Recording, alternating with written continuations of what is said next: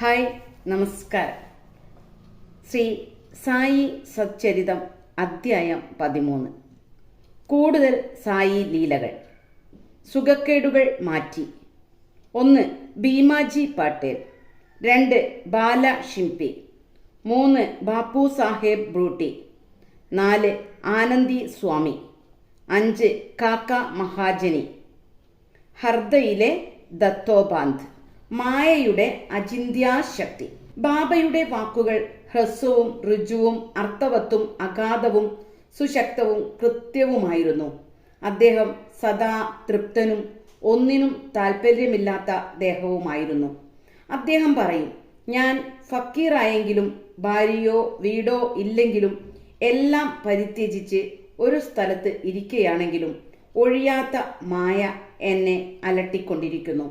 ഞാൻ എന്നെ മറന്നാലും മായയെ മറക്കാൻ കഴിയുന്നില്ല. അവൾ എപ്പോഴും എന്നെ ആവരണം ചെയ്യുന്നു. ഈ വിഷ്ണുമായ ബ്രഹ്മാവിനെയും മറ്റ് ദേവന്മാരെയും വലയ്ക്കുന്നതാണ്. പിന്നെയാണോ എന്നെ പോലുള്ള ഒരു സാധു ഫക്കീറിന്റെ കാര്യം? ഭഗവാനിൽ അഭയം തേടുന്നവർക്ക് അവളുടെ പിടിയിൽ നിന്ന് മോചനം ലഭിക്കും.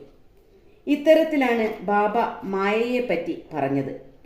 ഉദ്ധവനോട് ശ്രീകൃഷ്ണൻ പറഞ്ഞു, ഋഷിമാർ എൻ്റെ ജീവിക്കുന്ന രൂപങ്ങളാണ്. ബാബ ഭക്തർക്ക് വേണ്ടി പറഞ്ഞതെന്തെന്ന് നോക്കൂ.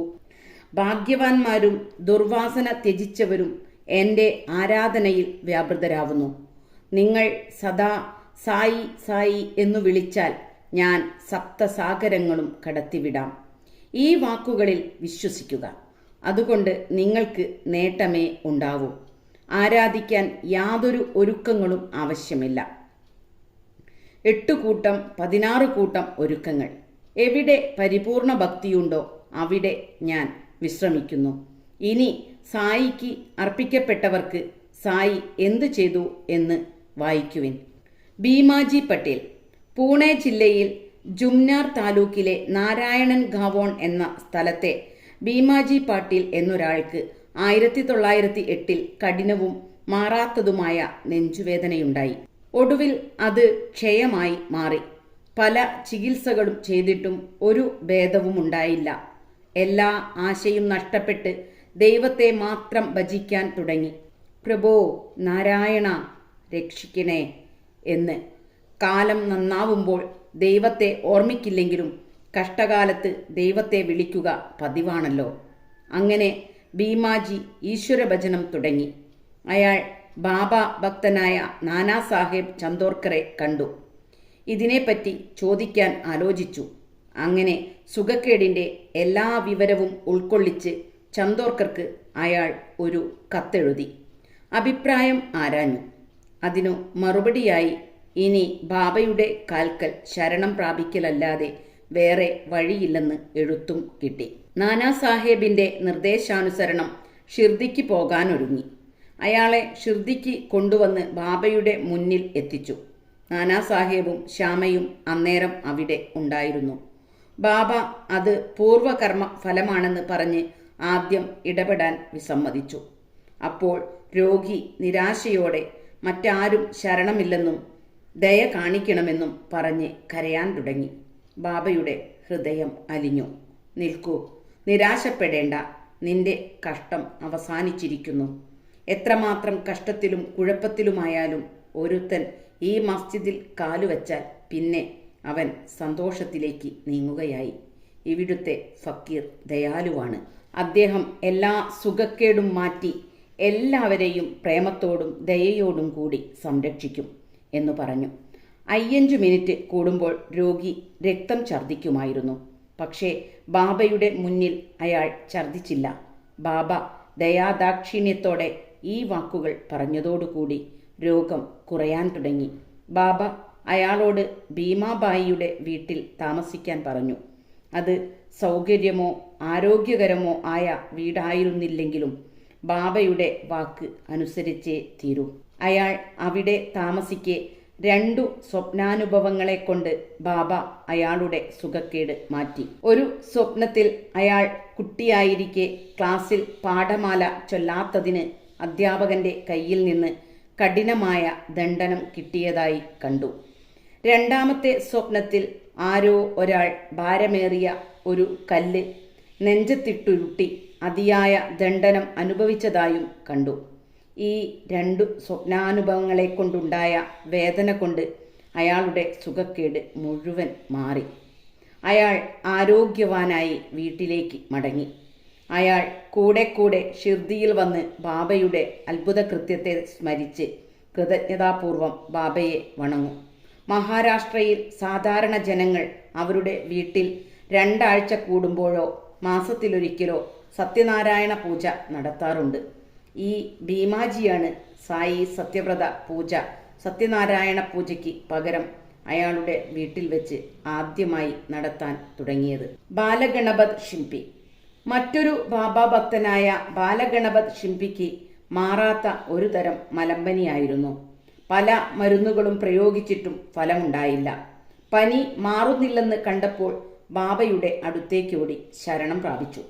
ബാബ ഒരു അസാധാരണ ചികിത്സ പറഞ്ഞുകൊടുത്തു. ലക്ഷ്മി ക്ഷേത്രത്തിന് മുന്നിൽ വെച്ച് കറുത്ത നായയ്ക്ക് തൈര് കൂട്ടി ചോറ് കൊടുക്ക്. ഇതെങ്ങനെ ചെയ്യണമെന്ന് ബാലന് അറിയുമായിരുന്നില്ല. വീട്ടിൽ ചെന്നപ്പോൾ ചോറും തൈരും കണ്ടു. അത് ചേർത്ത് കുഴച്ചു. ലക്ഷ്മി ക്ഷേത്രത്തിലേക്ക് പോയി. അവിടെ ഒരു കറുത്ത നായ വാലാട്ടി നിൽക്കുന്നു. ചോറും തൈരും നായയ്ക്ക് വെച്ചു കൊടുത്തു. നായ അത് തിന്നതോടുകൂടി അതിശയകരമാം വണ്ണം മലമ്പനി മാറുകയും ചെയ്തു. ബാപ്പു സാഹേബ് ബ്രൂട്ടി. ശ്രീമാൻ ബ്രൂട്ടിക്ക് ഒരു ദിവസം വയറിളക്കവും ഛർദിയും പിടിപെട്ടു. അയാളുടെ അലമാര നിറയെയുണ്ടായിരുന്ന മരുന്നുകൊണ്ടൊന്നും ഗുണം കിട്ടിയില്ല. വയറിളകിയും ഛർദിച്ചും തളർന്ന് ബാബാ ദർശനത്തിനു പോലും പോവാൻ കഴിയാതെയായി. ബാബ അയാളെ ആളയച്ചു വരുത്തി മുന്നിലിരുത്തി. ഇങ്ങനെ പറഞ്ഞു, സൂക്ഷിച്ചോ, ഇനി വയറിളകരുത്. പിന്നെ ചൂണ്ടുവിരൽ ആട്ടിക്കൊണ്ട് പറഞ്ഞു, ഛർദി നിൽക്കട്ടെ. അതോടുകൂടി ബ്രൂട്ടിക്ക് സുഖമായി. ബാബയുടെ ആജ്ഞാശക്തി നോക്കുക. മറ്റൊരിക്കൽ അയാൾക്ക് കോളറ പിടിച്ചു. കഠിനമായ ദാഹം അനുഭവപ്പെട്ടു. ഡോക്ടർ പിള്ള പലതും ശ്രമിച്ചിട്ടും ഒരു ശമനവും കിട്ടിയില്ല. അപ്പോൾ അയാൾ ബാബയെ സമീപിച്ച് എന്ത് മരുന്ന് കൊടുത്താലാണ് സുഖപ്പെടുക എന്ന് ചോദിച്ചു. ബാബ പറഞ്ഞു, നാരങ്ങ, അണ്ടിപ്പരിപ്പ്, കാരയ്ക്ക ഇവ പഞ്ചസാര ചേർത്ത് പാലിൽ കഴിക്കട്ടെ എന്ന്. ഇത് സാധാരണ രോഗം വർദ്ധിപ്പിച്ച് രോഗിയുടെ മരണത്തിന് ഇടയാക്കുന്ന സാധനങ്ങളാണ്. ഒരു ഡോക്ടറും അത് സമ്മതിക്കില്ല. പക്ഷേ ബാബയുടെ കൽപ്പന അനുസരിച്ച് ആ മരുന്ന് കൊടുക്കുകയും രോഗം അതോടെ മാറുകയും ചെയ്തു. ആലന്തി സ്വാമി. ആലന്തിയിൽ നിന്ന് ഒരു സ്വാമി ബാബയെ ദർശിക്കാൻ വന്നു. അയാൾക്ക് അതിയായ ചെവിക്കുത്തു കാരണം തീരെ ഉറക്കം കിട്ടില്ലായിരുന്നു. ഒരു ഓപ്പറേഷൻ കഴിച്ചിട്ടും സുഖമായില്ല. അസാധ്യ വേദന കൊണ്ട് എന്തു ചെയ്യണമെന്നറിയാതെയായി. അയാൾ പോവാൻ യാത്രാനുമതി ചോദിക്കാൻ ബാബയുടെ അടുക്കൽ വന്നപ്പോൾ ശ്യാമ ബാബയോട് സ്വാമിയുടെ ചെവിക്കുത്തിന് എന്തെങ്കിലും പരിഹാരം ചെയ്തു കൊടുക്കണമെന്ന് അപേക്ഷിച്ചു. ബാബ സമാധാനിപ്പിച്ചു പറഞ്ഞു, അള്ളാ അച്ഛ ഖരേഖ, ഭഗവാൻ നല്ലതു വരുത്തും എന്ന്. സ്വാമി പൂണേക്ക് മടങ്ങി. ഷിർദിയിലേക്കെഴുതി. ചെവിക്കുത്തു മാറി വീർപ്പു മാത്രം ഉണ്ടായിരുന്നു. പിന്നെ ഓപ്പറേഷനു വേണ്ടി കുറച്ചു ദിവസം കഴിഞ്ഞ് ഡോക്ടറെ കാണിച്ചപ്പോൾ നീരു പോലും മാറിയിരുന്നു എന്ന്. ബാബയുടെ വാക്കുകളുടെ മാസ്മര ശക്തി നോക്കുക. കാക്ക മഹാജനി. മറ്റൊരു ഭക്തനായ കാക്ക മഹാജനിക്ക് വയറിളക്കം പിടിപെട്ടു.